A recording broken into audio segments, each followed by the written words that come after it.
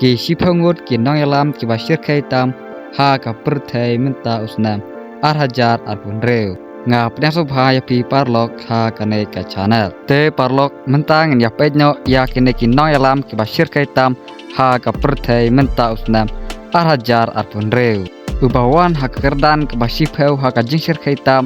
udai u Ahmad Al Syara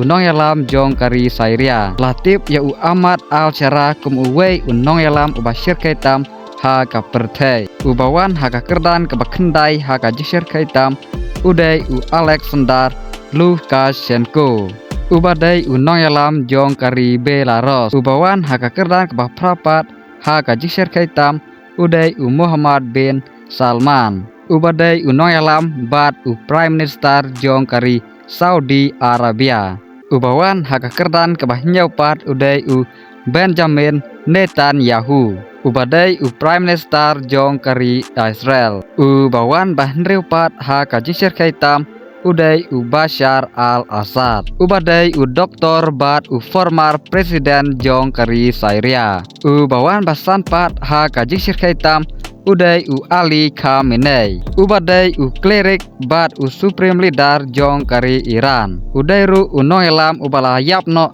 na ka jingsya terbom ha u Donald Trump ubawan ha ka kerdan ka basaupat ha ka jingsir kaitam udai u Kim Jong Un ubadai unong yalam bat u Supreme Leader jong kari North Korea ubawan balai pat ha ka jingsir kaitam udai u Donald Trump ubadai u Presiden jong kari Amerika latip ya u Donald Trump kum uwei unong yalam u basir kaitam ha kane ka juk ka pamenta ubawan baar pat ha ka jingsir kaitam udai u Xi Jinping ubadai unong yalam bat u Presiden jong kari China ubawan ha ka kerdan ka maningkong ha ka jingsir kaitam udai u Vladimir Putin u Presiden jong kari Rusia latip ru ya u Putin kum uwei unong yalam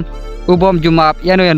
bat juting yano ru te parlok kine kidai ki sipangut ki nong yalam ki basir kaitam ha ka perthai menta usnam hajar arpun reu te parlok lara pisngau jo jing mentoi na unai u channel sengau bawal klet ban like bat subscribe kublai sibun